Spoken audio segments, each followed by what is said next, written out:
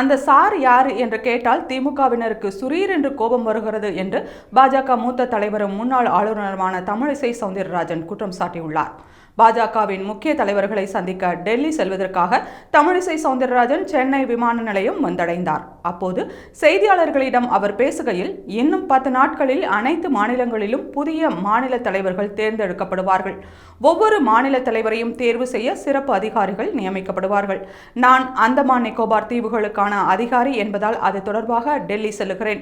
மேலும் பாஜக தேசிய தலைவர் JP நட்டாவை சந்தித்து தமிழக அரசியல் சூழல், சென்னை அண்ணா பல்கலைக்கழகத்தில் மாணவிக்கு நடந்த பாலியல் வன்கொடுமை, தமிழக பெண்களுக்கு நடந்த பாதிப்புகள் குறித்து பேச இருக்கிறேன். தமிழகத்தில் பெண்கள் பாதுகாப்பாக இருப்பதாகவும் அவர்கள் முன்னேற்றத்திற்காக திமுக தான் காரணம் என்பது போல முதல்வர் ஸ்டாலின் பேசுகிறார். பாஜக ஆளும் மகாராஷ்டிரா போன்ற மாநிலங்களில் பெண்களை லட்சாதிபதி ஆக்கி கொண்டிருக்கிறோம். ஆனால் இங்கு டாஸ்மாகால் பெண்கள் கண்ணீர் விட்டுக் கொண்டிருக்கின்றனர்.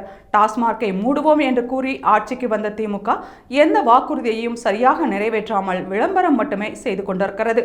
தமிழக அரசு மீதும் காவல்துறை மீதும் நம்பிக்கை இல்லாமல் நீதிமன்றங்கள் தலையிடக்கூடிய மோசமான நிலையில் தமிழக பெண்களின் நிலை இருக்கிறது.